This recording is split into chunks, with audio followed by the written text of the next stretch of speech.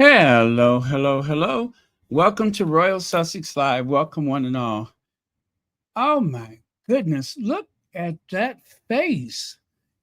Every so often I just forget how beautiful my skin looks. Huh, like a baby. Oh well. Um, what was that? Gosh, Mae West. That's what Mae West used to say. They used to call me Snow White. Then I drifted.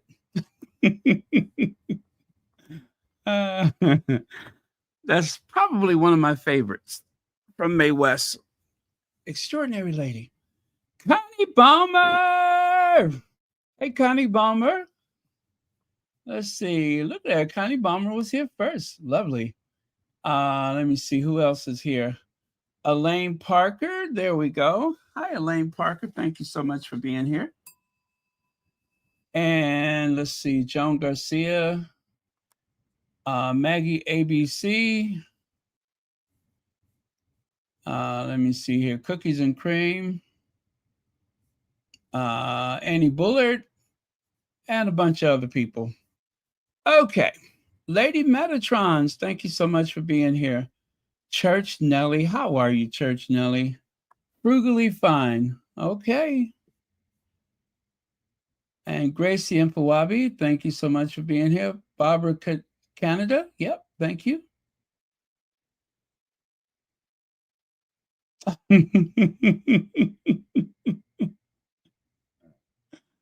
Is that right? Charles tried to order 700 cases of Meghan's wine, but they were sold out. Yeah, he was gonna probably try to switch the labels out. But yeah, speaking of which, where's my wine? Where is my wine? Because I know it's shipped out already, but that's okay to get here. Just remember, you guys, if you have ordered the wine, try to make sure that you don't leave it sitting out in the sun. That could be a problem. That can ruin the taste. So, but of course, with any wine in shipment, that can happen. You just never know. Like that famous scene from Dynasty when Dominique Devereaux actually put Alexis in her place. She said, the champagne, it's burned. Must have been frozen in a bottle at some point.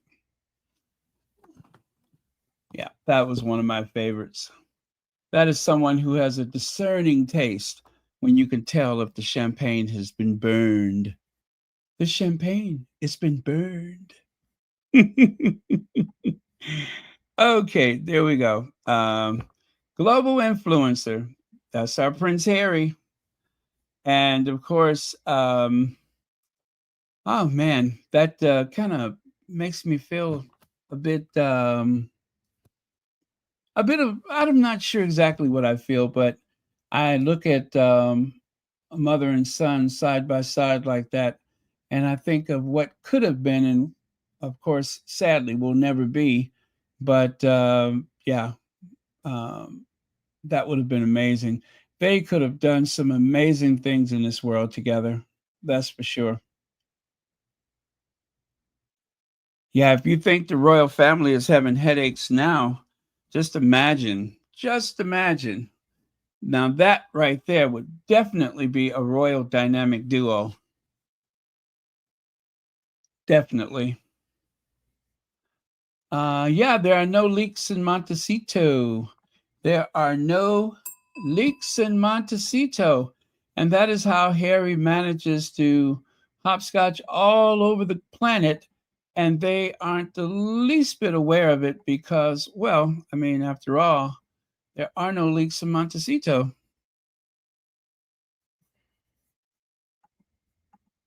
Huh, there we go. I was wondering why that didn't come up. There we go. Montecito with their incredible microclimate. All right. Thank you again, everyone. Antoinette Kennedy. So each of us can change our communities all of us can change the world. The Duke and Duchess of Sussex. And of course, that message is from the Archwell Foundation. And they haven't stopped doing that yet. They have continued to change the world as we know it.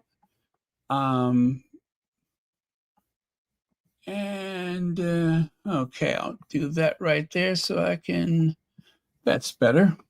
Yeah, so this is a statement from James Cowan, CEO, the Halo Trust. Well, in a statement,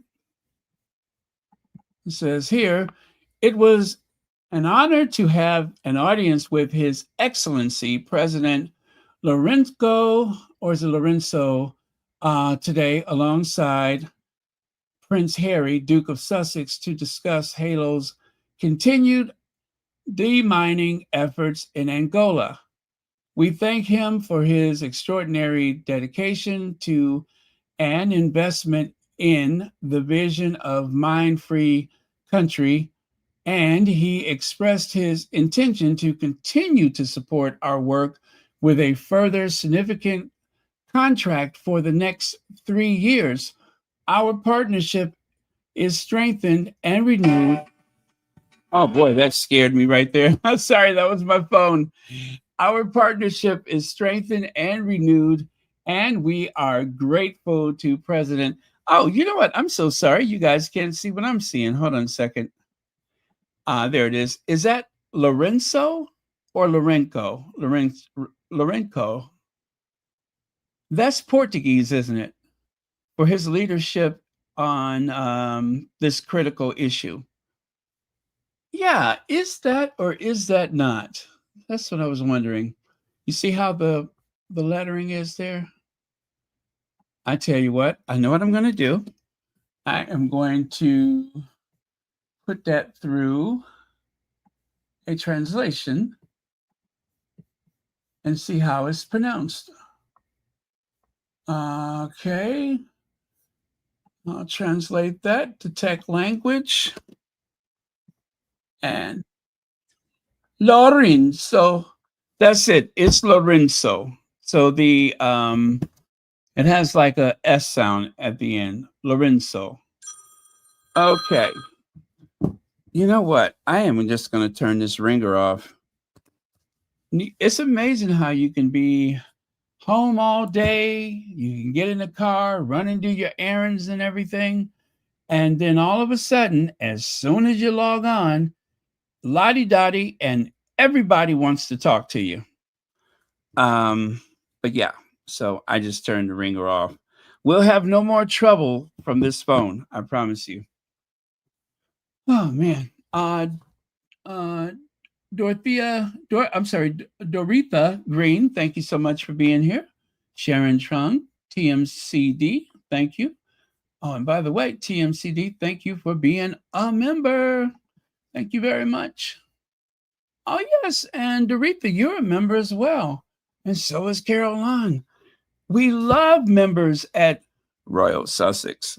So if you don't have a membership, just remember, for the low price of $4.99, which is just about how much you would pay for a price of a cup of coffee, you can have a membership at Royal Sussex, just $4.99. And trust me, it goes a long way to help support this channel. Remember a couple of years ago when my computer went out? I was able just to go and get another one because of your support. So thank you again for supporting Royal Sussex. Okay.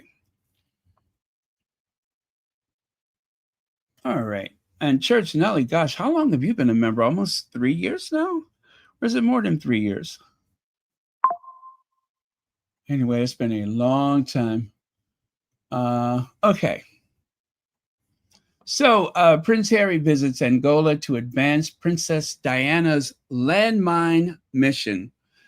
And of course, as we love to go to Feminagra for the 411, for the information, of course.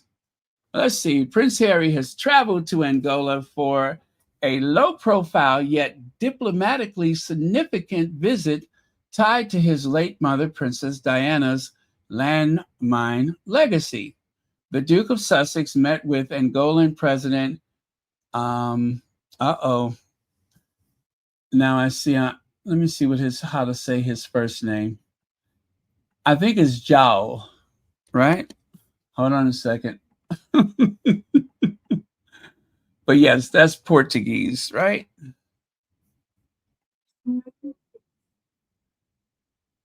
Oh, that's not helpful. Let me try that again. That is not helpful. Joao. Joao. Joao. Okay. All right. Got it. I am learning something today. So, the Duke of Sussex met with Angolan President João Lourenço to discuss renewed demining efforts with the Halo Trust. The British charity Diana famously supported in 1997.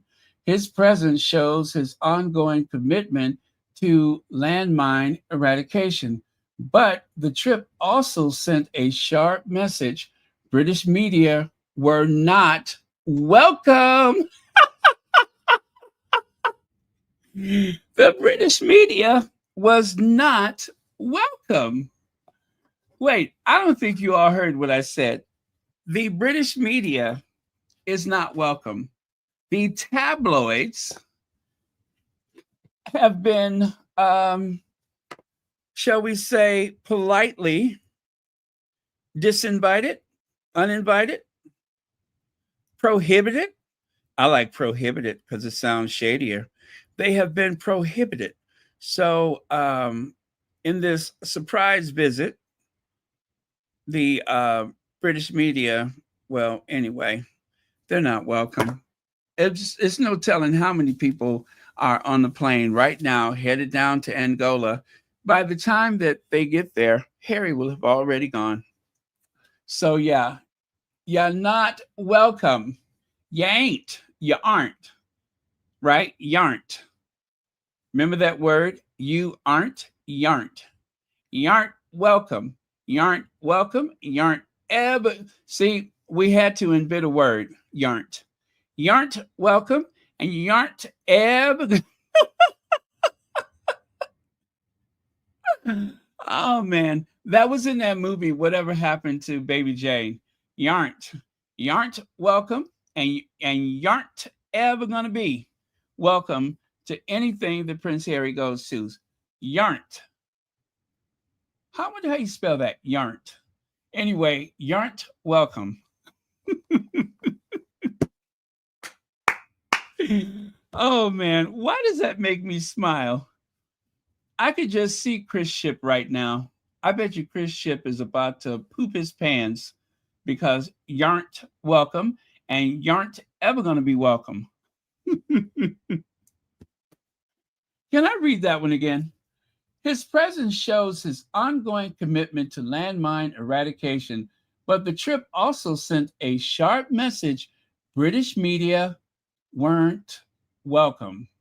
Were not welcome. You aren't welcome. You aren't. Yarn't. Yarn't. Say it with me. Yarn't welcome.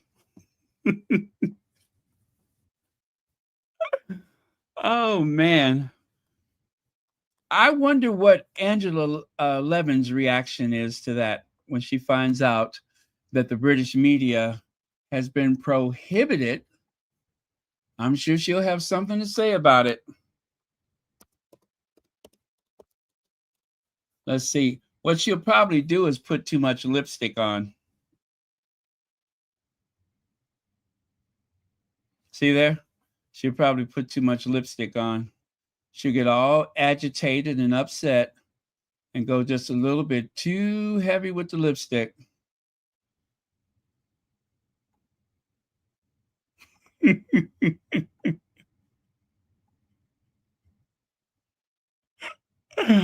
Oh man, that is so gross. I just don't know who she was trying to entice with all that lipstick. It's almost like you can't hold your dinner down when you think about it, right? Could you imagine that? Angela Levin trying to entice someone? Ugh, yuck. Joan Lawman, thank you so much for the super sticker, and thank you for being a member of Royal Sussex. All right, let me get her off here because you aren't ever going to be welcome to Royal Sussex, Angela Levin. All right, so the trip unannounced to public until after it began. This just gets better, doesn't it? The trip was unannounced to the public until after it began, reflects Harry's growing refusal to justify himself to institutions that misrepresent his intentions. It is also also a calculated move as the prince continues to shape his global identity outside the control of the monarchy and its press machine. As well, he should. Look at there. Look at Harry taking charge. There's Harry, our global statesman, our global influencer, right? Continuing Princess Diana's mission in Angola, the visit marks a continuation of the work Diana championed during her final year. Harry first followed in her footsteps publicly in 2019, walking through former minefields in Humbo. This time, his trip came with a clear diplomatic purpose to secure the future of demining efforts in Angola. Let's see. Joan Garcia says, Barron, another podcaster, said British press was notified in advance by Angola they would not be allowed entry, yet they tried anyway. Okay, well, since they told them you aren't allowed entry,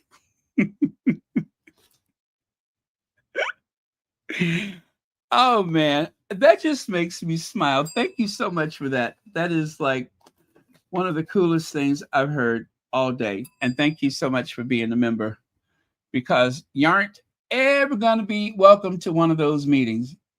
You aren't. Let's see. Kavan Slim says, but William is the global statesman. I know. I can only say it if William is not around because I don't want to be dragged off to the Tower of London. But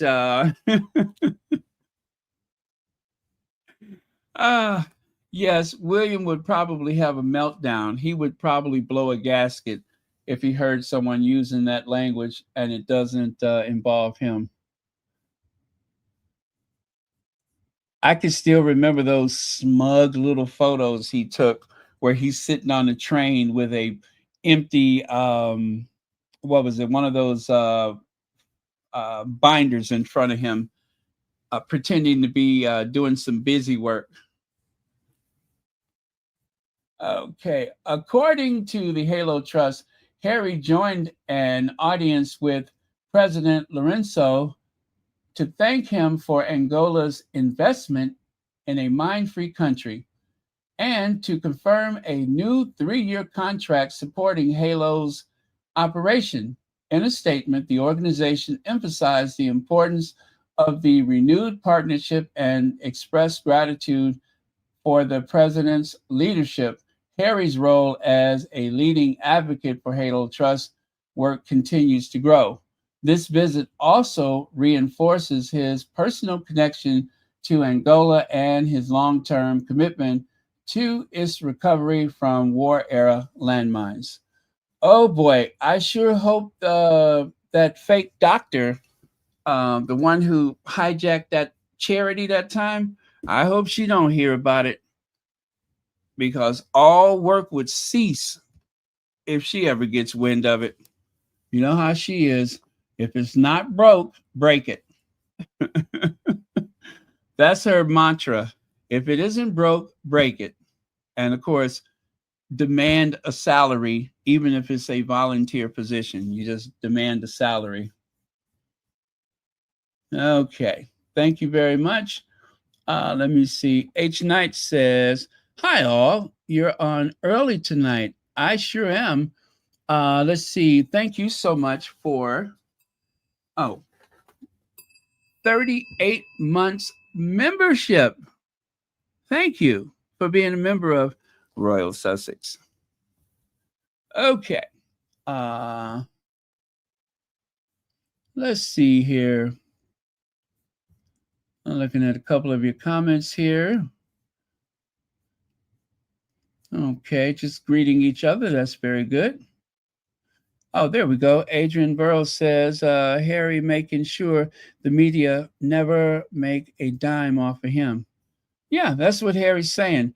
Harry is saying, you aren't ever going to make any money off of me. You aren't ever welcome either. You aren't. I got to stop saying that because you know what? You guys are going to have that word stuck in your head and you're going to be around people you're trying to impress. And before you know it, you're probably going to say, you aren't here.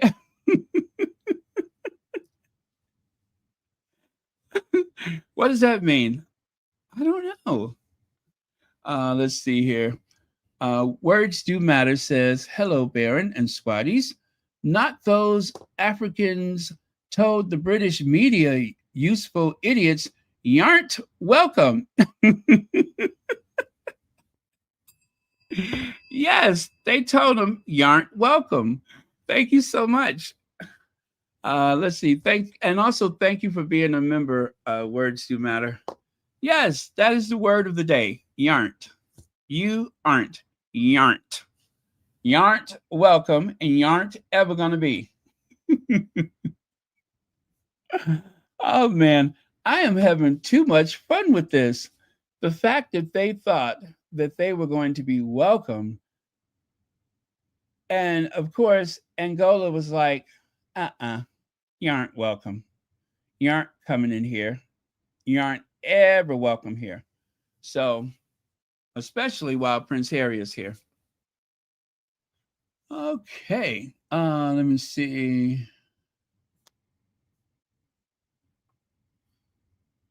Uh, let's see. Maggie ABC, a member of Royal Sussex, says, I sleep in very often as it always at night for me, but I love your podcast and listen later on replay. I really appreciate your humor, Baron. Of course, your information too, but the way you handle it.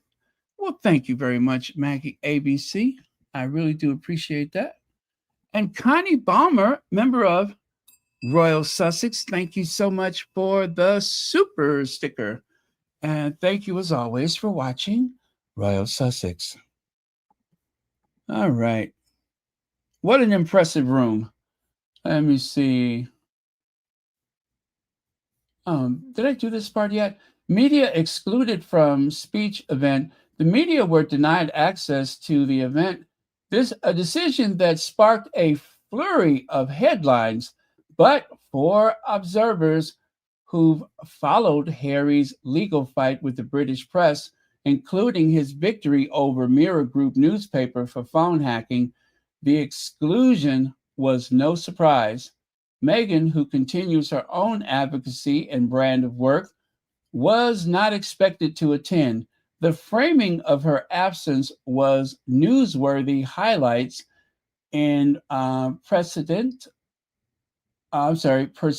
double standard rarely applied to Kate when she misses events with Prince William. Oh, is that what that is? Okay, hold on a second. Let me show you what they're talking about here. There it is. Prince Harry travels solo to Angola for landmine walk. Why Meghan Markle stayed behind. Isn't that weird that they would even ask that question? I mean, they have children.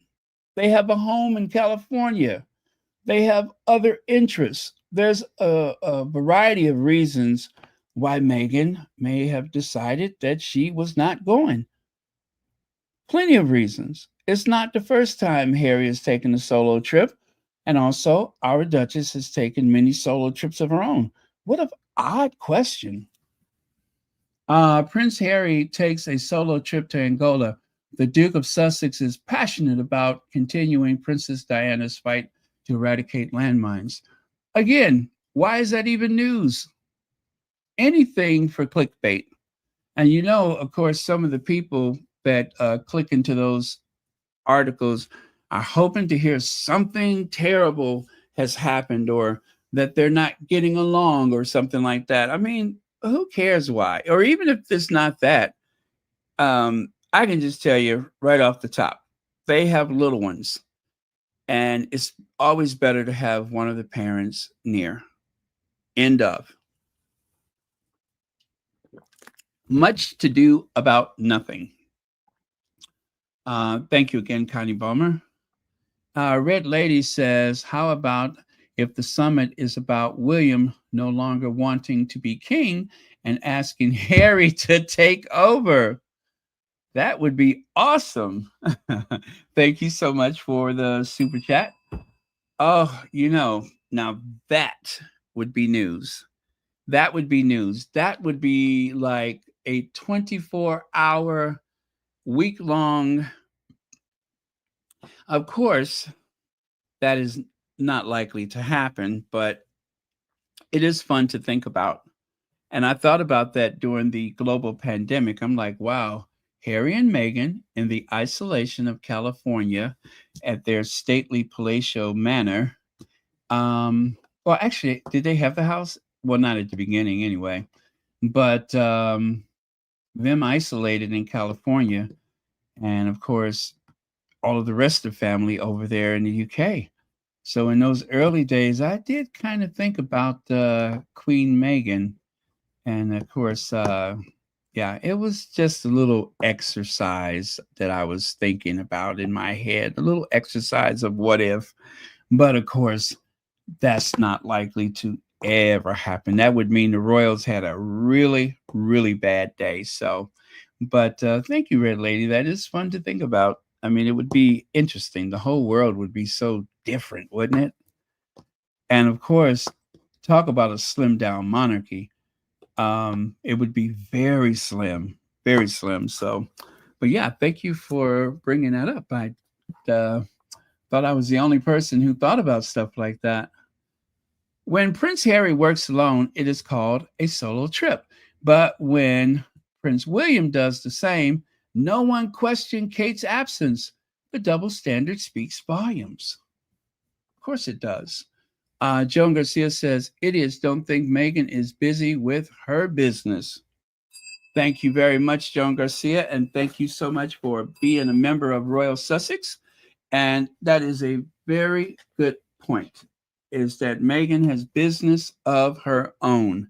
So, and of course, the whole idea of a second rollout this summer for As Ever, that right there is a lot of work. The presentation of the bottles in the boxes and everything like that, that was very important to Meghan, not to mention the constant consideration of introducing new products. And from what I hear, the tea is excellent. The tea is excellent. Even if it did come from the same source, the blend that the Duchess approved is, or should I say the blends, because there's several of them, they're a big hit. They're a big hit. These products are a big hit. And so you think about Meghan with all the work that she has to do, plus her investments, and of course her family. She has her family to consider. She has a home to run. There's plenty of things going on. And she likes to be very hands-on. She likes to cook for the kids and everything. So, I mean, it just makes sense. She'd rather be there if she can. And I'm sure the same with Harry. There are days when he'd rather be there if he can. So, yeah, it just needs no explanation. But thank you so much, Jones Garcia. Okay. Let's see here. Fleur, is it the Yucca? Thank you so much for the. Does that mean flower? Flower de Yucca? Anyway, thank you so much for the super sticker, and thank you for being here.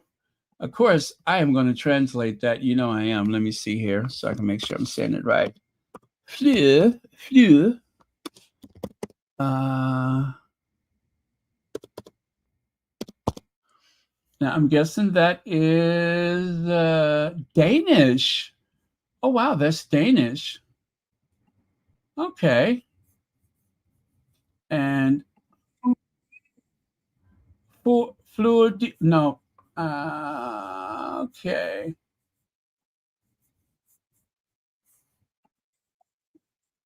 Flu de yucca. Oh, I did say it right, pretty much. Flu de yucca. Uh huh.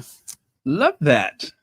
That is pretty. Anyway, thank you very much for the super chat, and thank you for teaching me some new words. Nice. Okay.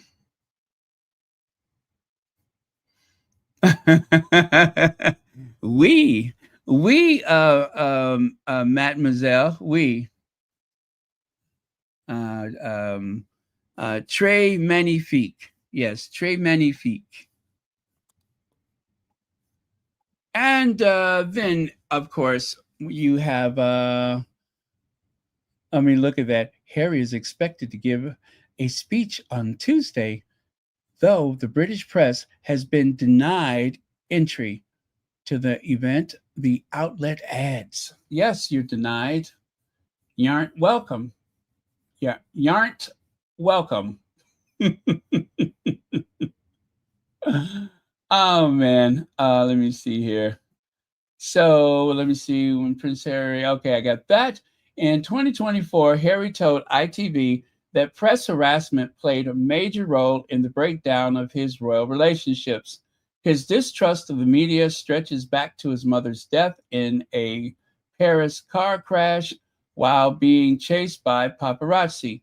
For many, the entry denied movement this week felt less like a snub and more like a line in the sand rather than leaking details to the tabloids. Harry has increasingly chosen to bypass traditional media, especially in matters close to his heart, especially when representing humanitarian causes that he sees as core to his identity. A legacy protected and a future secured. Prince Harry's visit to Angola was not about royal optics or media coverage. It was about doing the work on his terms and honoring Princess Diana's landmine legacy. He is also building one of his own, rooted in action, not access. The renewed Halo partnership and his quiet meeting with Angola's president highlight a growing role for Harry as an independent statesman.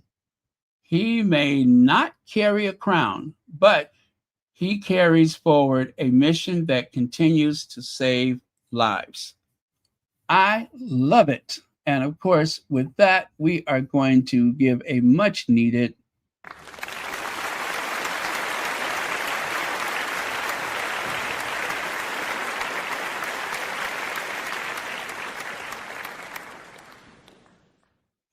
very good. Yep, a much needed applause for Prince Harry's work. And I believe that's an old photo of Prince Harry um, from when he actually walked down that same uh, street that his mother was pictured years earlier. The street was demined and it actually became the high street of the area. And of course, here's a throwback photo. There is Princess Diana meeting with the young lady that you see both left and right. On the right side, of course, she's all grown up, and years later, meeting with Prince Harry. So, love the contrast or the connection, should I say.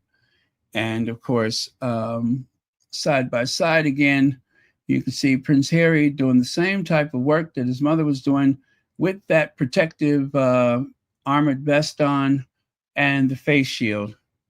Now, of course, the outfit that Diana is wearing, that is the one that has been on display for years at the Kensington Palace. And if you go to Kensington, I guess they still have the exhibit. I haven't been there since 2018, but they actually have it on display, and you can see it up close. Kavan Slim says Harry and Meghan has to be the most popular, most talked about, most watched, most followed irrelevant people, capital irrelevant people, the world has ever seen. Absolutely. They're so irrelevant, they seem to be everywhere. And no matter how obscure the topic, the British tabloid media can find some kind of way to associate it to Harry and Meghan. Like if they open up a new restaurant, they'll be like, I bet you they don't have that in Montecito, poor Harry and Meghan. New restaurant opens in South London today. A restaurant that does not exist in Montecito, near the home of Harriet. No, I'm sorry, near the 16 million pound home of the Duke and Duchess of Sussex. That is a typical headline for a Daily Mail article. Any way you can associate it, no matter how bizarre, they'll take it. And there you can. Oh, by the way, thank you so much for the super chat. Harry is expected to give a speech on Tuesday. Look at there. The New York Post was so morally outraged that they had to make a big headline. Though the British press has been denied entry to the event, the outlet adds, yeah, yes, you're denied. You aren't welcome. And you can see when I saw that, I had to put some laugh emojis behind it. You aren't. Now, on to another topic. And by the way, you guys, I don't think we'll be here for an hour, maybe a little bit over an hour. The terrible Sussexes simply must return to the UK and take up royal work. Now, at first, I ignored that article from A.N. Wilson. It is worth ignoring, but Celibici decided to take up the article, and I'm like, okay, let's see what it's about. So it says, William and Kate would probably be glad to never see Harry and Meghan again, but this is why they must make peace with the Sussexes and the disastrous consequences I foresee if they do not. Now, you know what? I think that is very accurate. I said the other day when they announced that there was, what was that, Saturday? They announced that there was a secret summit. That family needs Harry and Meghan more than Harry and Meghan need that family. Harry and Meghan are a beautiful couple. They're beautiful. Inside and out, a beautiful couple. The way they move, the way they look, everything. Their brand, if you will, is timeless, right? Timeless. Quiet luxury, humanitarian. They're trusted, which is more than you can say for the rest of those left behind misfits. But they're not going back. They're not going back. Kamala said, we ain't going back. A.N. Wilson and, oh gosh, what is her name? Jenny Bond? I do believe that there are a few tabloid journalists, writers, reporters, whatever, that see the writing on the wall. The others, they probably know, but they're in denial. What is left from the Queen's death is unsustainable. Charles is not popular. Will and Kate are boring. I don't care what they do, they're boring. If William put on a can and went dancing up the mall, I don't think anybody would take notice. They're boring. They're not interesting. They don't inspire much. So they drag kids out of school, get them all hopped up on chocolate, and then put flags in their hands and make them wave it like crazy. And that is supposed to make up for whatever deficits they have in their character. The Wellses, of course, not the kids. Um, it's just not working. And they desperately need the Sussexes, even if it's just so that they could have them there to mistreat. They would rather have that than nothing at all, which is why they're not going back. It would be nothing but a trap, a setup. It would be a more obvious way to play the game of Will and Kate good, Harry and Meghan bad. That's all they want. People aren't taking as much notice from 5,000 miles away. It's kind of hard to make the case that the Sussexes have done something wrong when Meghan won't even speak their name. Meghan don't even speak of them. Meghan hasn't spoken about any of them since the Oprah Winfrey interview. But in spite of that, or was it the docuseries? But in spite of that, they seem to think that if they can just somehow associate everything with the Sussexes, that things are going to work out better for them. I just don't see it that way.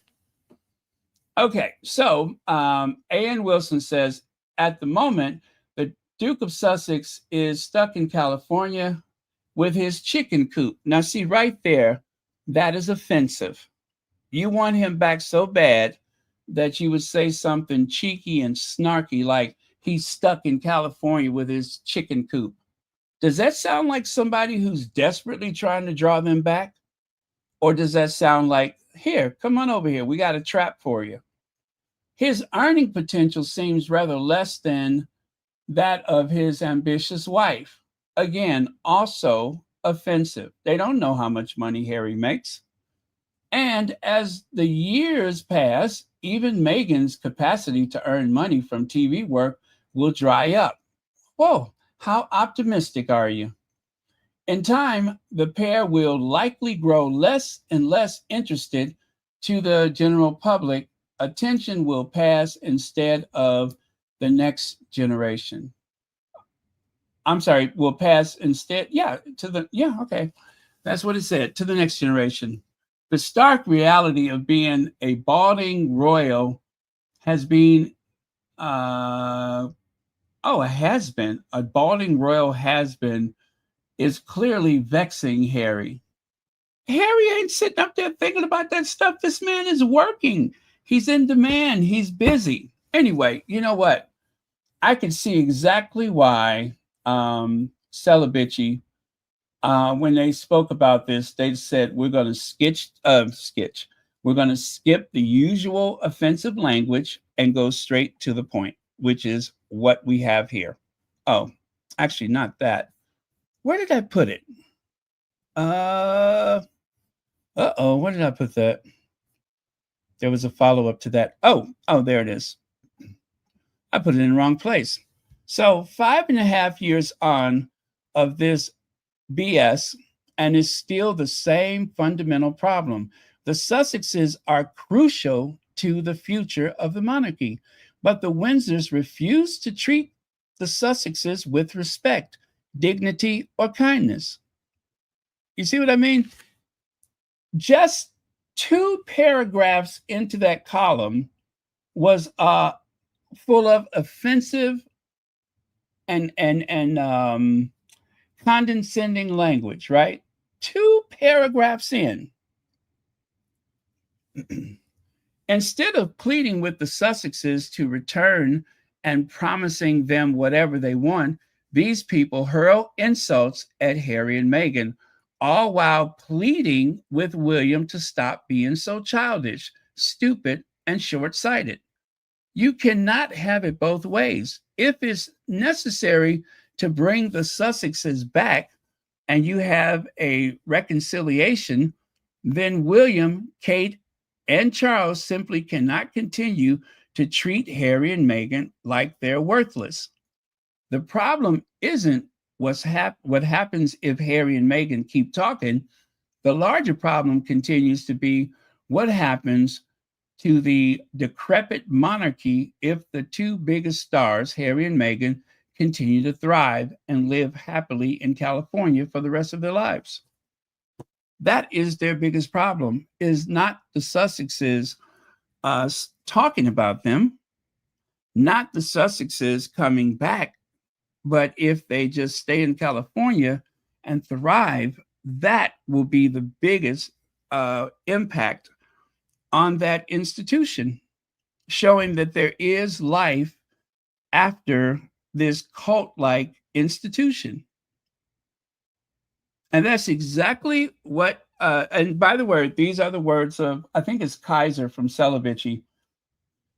This was her response to the article I just tried to share with you, where 2 paragraphs in, it was nothing but condescending, offensive language, lots of doom and gloom predictions for the Sussexes. As long as Harry and Meghan are Harry and Meghan, titles or no titles, whether they're in the United States or in the United Arab Emirates, wherever they go, they have earning potential. They are always going to make money. Whether they make more or make less, I really doubt if they're going to go and ask for government benefits. I really find that hard to believe. You want them back so bad that you blanket the airways every day with this offensive language. I don't doubt that there is a panic among some of the old school reporters because they can see that they are not, when I say they, I should say the royal family. Well, the reporters too, because they don't get much work like they used to. They lost so much money when the Sussexes left. They had never had it so good than when Harry announced that he was dating Meghan. They never had it so good. But now they are all scrambling to pick up the crumbs. Look at how many of them have YouTube channels. Look at how many of them are taking $200-$300 to make these appearances on GB News. And I mean, think about it. Angela Levin makes an appearance with, what's that monster's name? Wooten, right? How much do you think Wooten is paying her? How much do you think he's paying her? Not much. Not much. It's about I would say it's about a good day's pay for anybody who has a real trade. It's, a really good trade. It's probably a good day's pay, if that. If that. That book she wrote about Harry was so successful that she can barely keep up. He can barely keep up. And between the two of them, it would be hard for them. And not just those two, quite a few of the royal reporters, the ones that used to spend so much time on television, shows like Loose Women, Lorraine, a lot of these shows, their future is not certain, which means they don't have a lot of money to pay people to sit up there and make up stuff. Legacy media is circling the drain. And every day, their footprint is getting smaller and smaller because there's more and more people that call themselves content creators that do just as well, if not better, than they do. And why is that? Because all the royal reporters do is listen to the content creators in search of content. They're looking for something to talk about. They're really in bad shape. The royal family has lost a lot of prestige. And until they apologize to Harry and Meghan, They'll never get that back. They're so desperate. They've been petitioning the TikTokers. Oh, please come to our picnic or our luncheon or whatever the thing is outdoors, the garden party. Please come to our garden party. Please. They're so desperate, they're inviting TikTokers to their garden parties, hoping that they'll speak well of them. Pretty soon, you're going to see Padina walking around the garden party. Gums, you're going to see her walking around the garden party. That's all they got. Pretty soon, that's going to be as good as it gets. And it's what they deserve.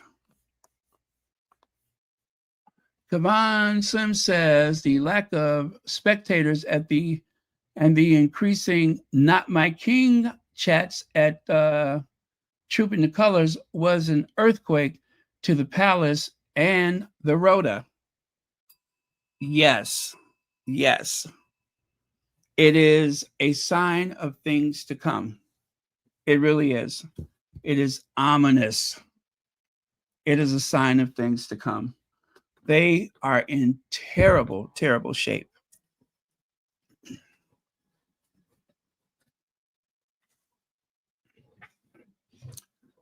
When the Queen died, I said it'd probably be at least 10 years, maybe 15 years before there's a royal marriage. The next big thing is going to be a royal marriage. I think whenever Charles, makes his transition, whenever William has his coronation, now think about it, 70 years since the last coronation. And the coronation of Charles III was not so, you know what I'm saying? It was, it didn't do as well as they thought it would. It did not do very well at all. Because there's a lot of people that waited 70 years to see a coronation. And there are some people who did not give a rat's behind whether or not they ever saw a coronation.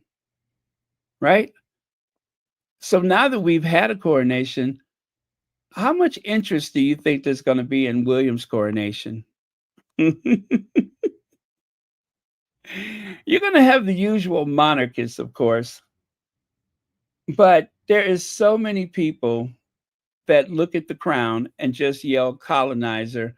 I cannot see that it's going to make an incredible impact, especially since they demonstrated to the world with the last funeral, with the last coronation, this is how we do people of color. This is how we disrespect and mistreat a woman of color. And this is how we treat one of our own, Prince Harry, for marrying a woman of color. That is going to go over extraordinarily well with the Commonwealth and just about any place else in the world. I just don't think there's going to be much interest. That is my prediction. We just had a coronation. The music was amazing, but otherwise, Charles sitting there with that grumpy look on his face. Queen Camilla, the Queen Consort, looking like she's about to slip out the chair.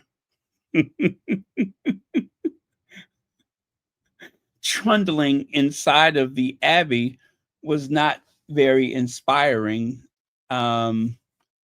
Kate may or may not be invited to the coronation. Who knows? Anyway, thank you again for the super chat, Kavan Sims. And again, thank you for watching Royal Sussex. Okay, now, Adrian Burrows said, oh, wait, where did you disappear to? There you go. I said when the Queen died, she took her monarchy with her. Yeah, the monarchy is down in that down in that storm cellar at the Westminster Abbey. There's a storm cellar in the chapel of George VI There's a little storm cellar, and that's where they're keeping all the coffins down there. So whenever they open up that hatch and slide Charles and Camilla down there, um, that will close that chapter. And then of course it's like, okay, get your popcorn and be prepared to be bored out of your mind with William and Kate. If this is any indication of, okay, let me ask this question. Do you guys think that William and Kate are going to go on a global tour as Queen Elizabeth did after her coronation? As Charles almost, well, he just couldn't do it. He just wasn't well enough to do it. He barely went to the Commonwealth. William and Kate will probably go to just a few European countries. They'll come to the United States and Canada, and they're done. They're done. That will be the extent, because they don't like to travel, and least of all, they don't like to travel together. I mean, think about that. How much do you think they're actually going to achieve whenever they make it to the throne? They're lazy as all get out. They are not going to do the work. And even moreover, I doubt if the government is going to ask much of them. I doubt if the government is going to ask them to do much. I mean, as things stand right now, how many times has the government asked William to go abroad? How many times? Ever since the Caribbean tour, the two of them have pretty much been stuck in the UK. I think William has gone to a funeral. He went to the D Day or BJ Day, whatever it was. And I can't think of much else. He hasn't done much else. The government has to ask them to go, right? The government puts the request in. Charles is really not that able to do those things, and William is not needed. He's not wanted. They don't feel as though he can move the dial. So why bother?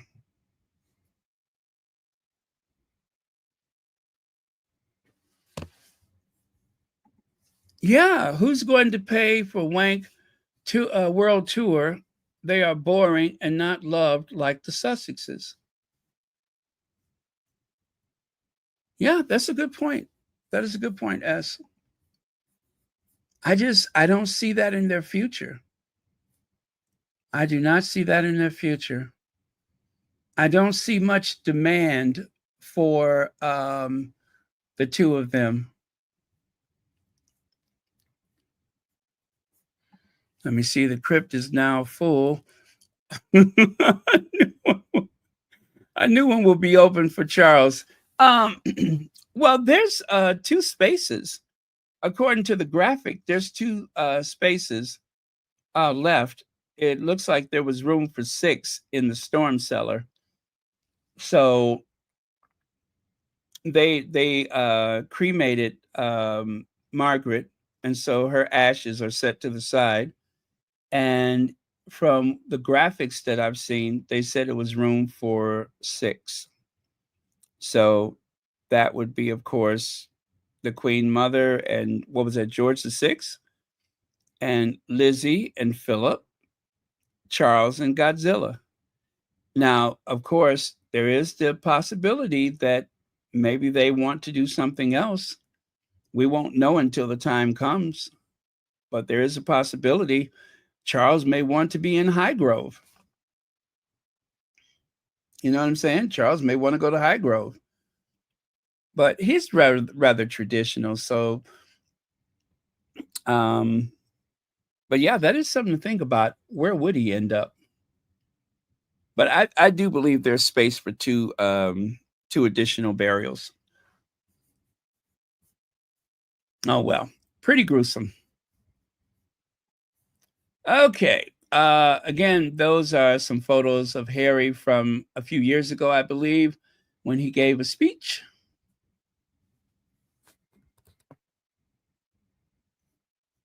Okay. Now, oh, this is a soundbite. This is a soundbite. Let me get this set up. Oh boy, not that one. Um, hmm. What am I looking for? Okay, this. Oh yeah, this works, I think. Oh no, that drops right in there. All right, this will do. Okay.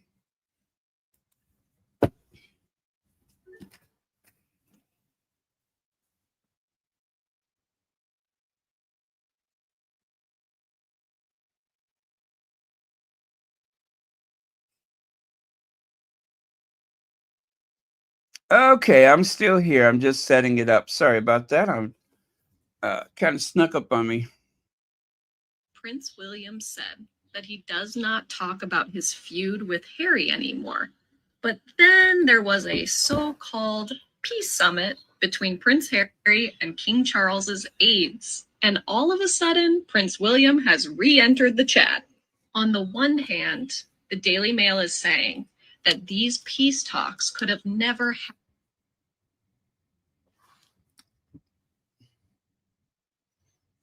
Okay, my phone is buffering. Oh my goodness. Let me start it from the beginning. A couple of weeks ago, Prince William said that he does not talk about his feud with Harry. A couple of weeks ago, Prince William said that he does not talk about his feud with Harry anymore. But then there was a so-called peace summit between Prince Harry and King Charles's aides. And all of a sudden, Prince William has re-entered the chat. On the one hand, the Daily Mail is saying that these peace talks could have never happened if Prince William didn't give his blessing to his father to start them. But on the other hand, the Daily Beast is saying that William will never forgive Harry, which is what he's said several times in the past. So which is it? Do you think that the talks happened only because William gave his blessing? Or do you think that William will never forgive? There's one thing I know for sure. All of those stories were not leaked by the Sussexes, but they were leaked by the royal family, which is the point Harry was making in Spare, that they always leak things. He's the one talking directly to the media with his own voice, and they're the ones who are always leaking, which is why you get the back and forth between headlines, because it's not coming from one person like Harry when he talks to the media. Couple of Okay. So there you go. It was just like I said yesterday. I shared a one. Let me see. I think I shared two of these headlines. Let me see, which one did I have yesterday? But anyway, on the one hand, they were saying that the talks would not have taken place without William's blessing, and yet GB News said that William felt like he was whatever, that he didn't know that they were happening, that he felt shorted or whatever the language was they used. So two different news outlets, two different opinions. I think the question is, which one do you believe that Kensington Palace leaked or briefed the information that William was displeased? I believe the one that said that it would not have happened without William's blessing. To me, that sounds like Kensington Palace. The other one, that William didn't know and that he was blindsided, I I think that was just some speculation from one of the royal reporters. But then again, there's no reason to believe that throughout the day that Kensington Palace may have said one thing in the morning and something else in the evening.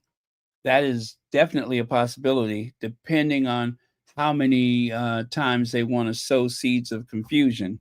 So it's all for a distraction. All of it is trying to build sympathy for William and also big him up at the same time. Good luck with that. TCC Sun says, recouping from my birthday weekend. I love the way my uncover nephew works.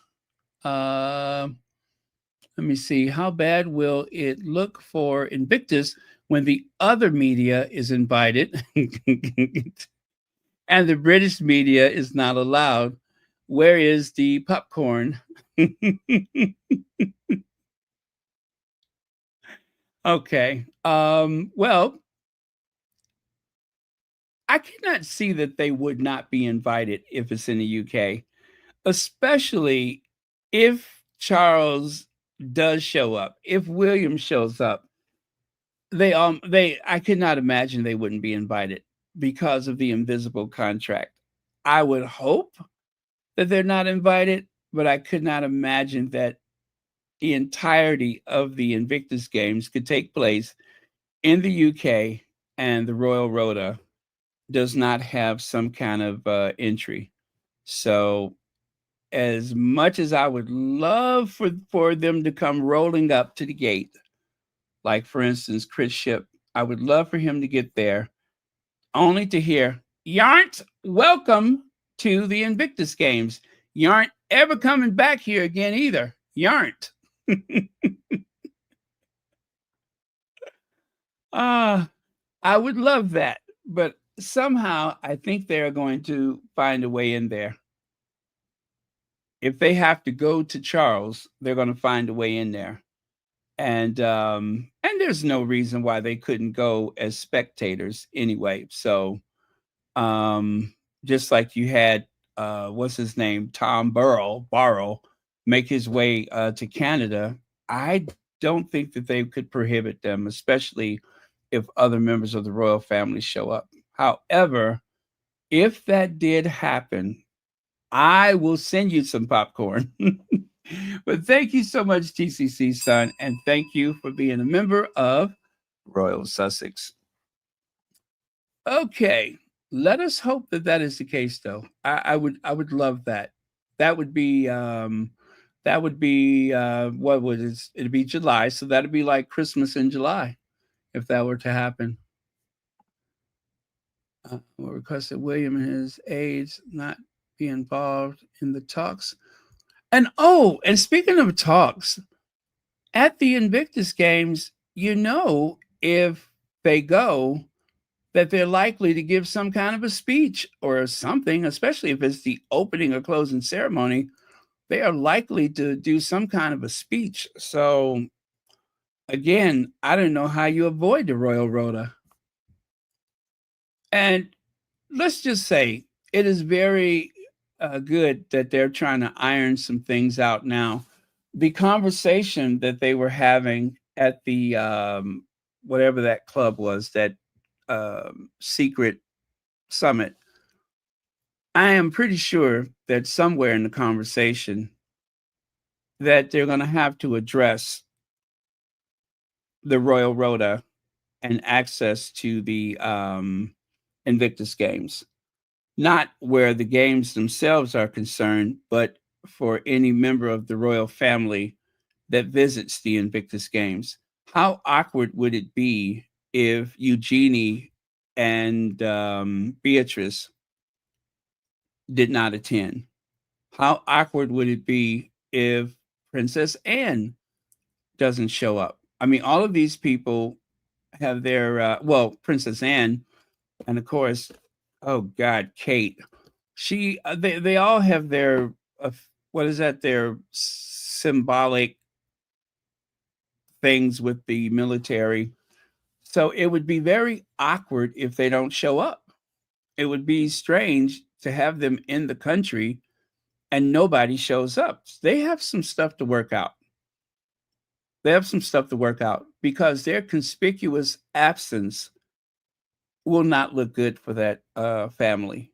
And even though they don't seem to care what people think, Having the Invictus Games in Birmingham and nobody shows up, that will be all that people talk about is the disrespect for the men and women in uniform. So I could not imagine that they would do that. Whatever it is, they best work it out as soon as possible.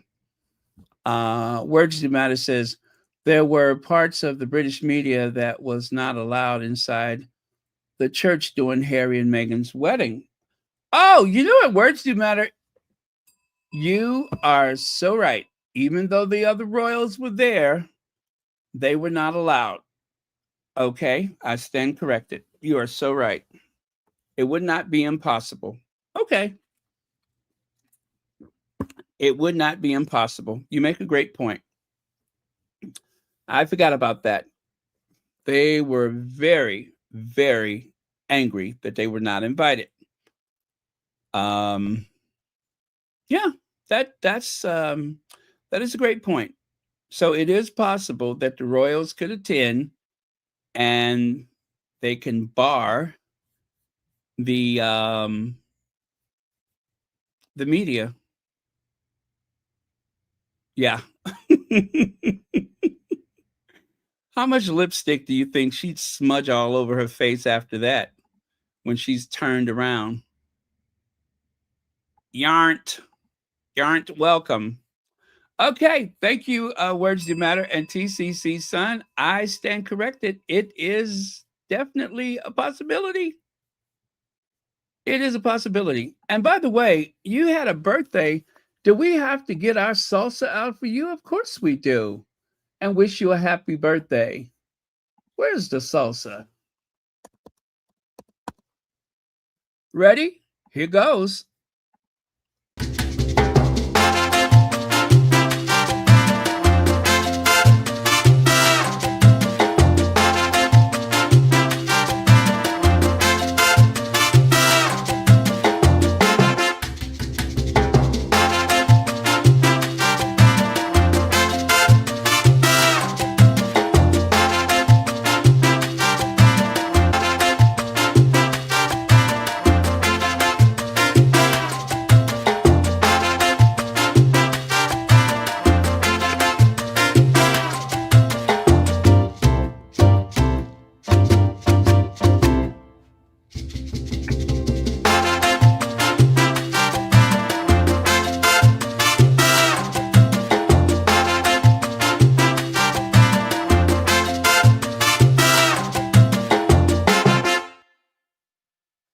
Wow, Trader Joe closes at 9 p.m.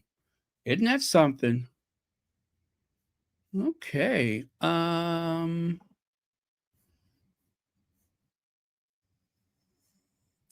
my goodness. I love that. If they get barred from the Invictus games. Oh man, I love it. Okay, the firm has won. Diana's been erased from history. One of the squatties shared this today, and it kind of took my breath away. I won't lie to you. That kind of took my breath away, the idea of that. The article is a little different from the headline in that it says here, walking through Hyde Park the other day, I was stopped by a group of young Japanese tourists who asked where the Diana Memorial was. I told them they just passed it, the fountain that looks like an industrial storm drain. They were shocked at the lack of respect and that our famous princess should be honored in such a way, or rather dishonored. And indeed, so should they be. Diana died 15 years ago. This was as of the 12th of, back in 2012, that is. And it says here, and has since been all but written out of the script. And it has not been by accident, as the PR agent Mark Borkowski observed this week. The firm has sidelined Diana as part of a slick rebranding exercise. The emphasis is on the young royals. Diana has been quietly airbrushed out. You know what? It's not so much the young royals, it's the old royals, Charles and Camilla. I would say the airbrushing was because of them. And not only have they attempted to airbrush Diana out of the history, alongside that, they have been actively rewriting the history. They have reimagined everything. They've almost excluded any of the work that she's done. If it wasn't for the Diana Award, if it wasn't for Harry and on occasion his brother, there would be even less.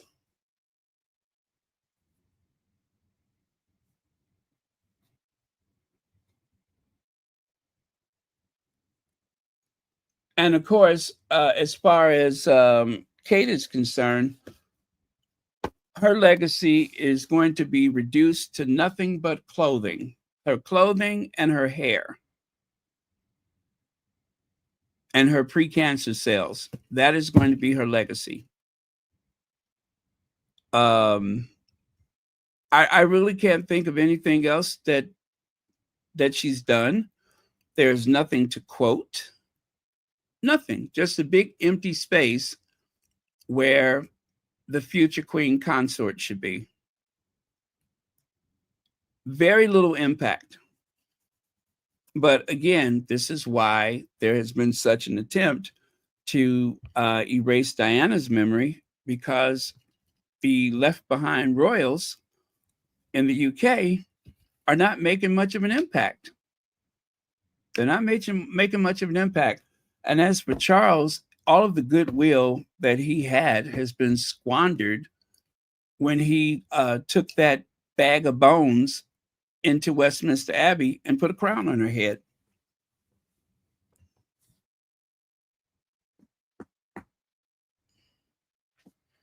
Oh, the mumbling. Yes, yes, that is her legacy.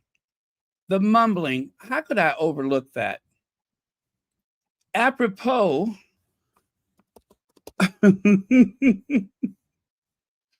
this is her legacy. Well, obviously, it'd be. I would love to have met her, and she's obviously she's an inspirational woman to look up to. Obviously, to this day, and going forward and things. It is.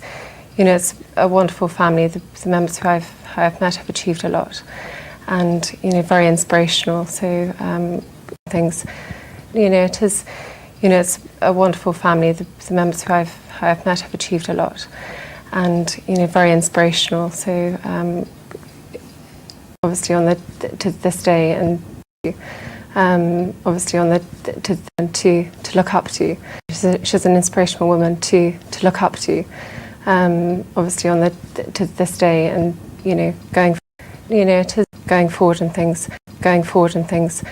Going forward and things. It is. It's a wonderful family. The members who I've met have achieved a lot, and very inspirational. So yeah, I do. Okay, well, she got there in the end, and that's all that matters.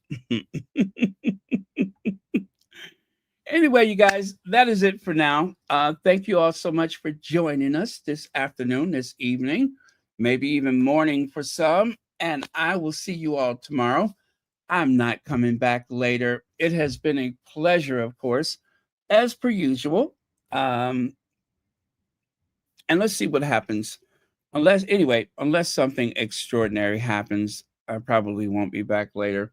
But I will be keeping an eye out on the news. That's for certain. But good on Harry. Cannot wait for the speech. And Chris Ship with a P, not a T. I cannot wait to see the look on his face when he has to tell us exactly what Prince Harry said from the outside looking in. But oh man, it's going to be fun.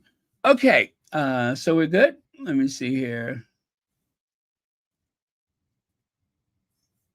Jan Martin says, good King Harry is a true global statesman, and it seems to me that he is the only one that can remember Diana. Yeah, I believe that he's the only one that's keeping her memory. Um, I think William doesn't even try anymore. I don't even think he really tries. He's a company man, and he doesn't really try anymore. Yeah, that institution, I tell you, they're going to be around, but what they become, that is going to be the question. That is going to be interesting to see is exactly what becomes of the institution. It's going to be very difficult to justify the expense, to justify 22 properties or more. That is going to be very, very difficult to justify with so many people unable to get adequate medical care, dental care, decent, affordable housing. At some point, that's got to change. It made sense when there was a massive empire that covered a quarter, was it, of the globe. That made a lot of sense when you had a massive empire. Um, and even then, it was more than necessary. But for what's left of the empire, it does not make sense. They're still living Downton Abbey. They're really still living like Downton Abbey. Lord Grantham goes to his townhouse. Lord Grantham goes to one of the cottages, goes to his club.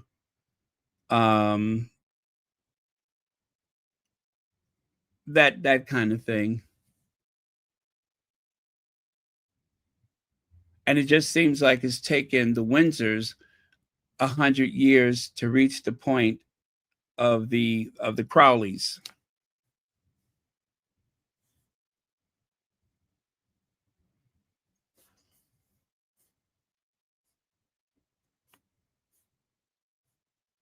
Thank you, Cookies and Cream. Okay, cheers. Love you guys. See you next time.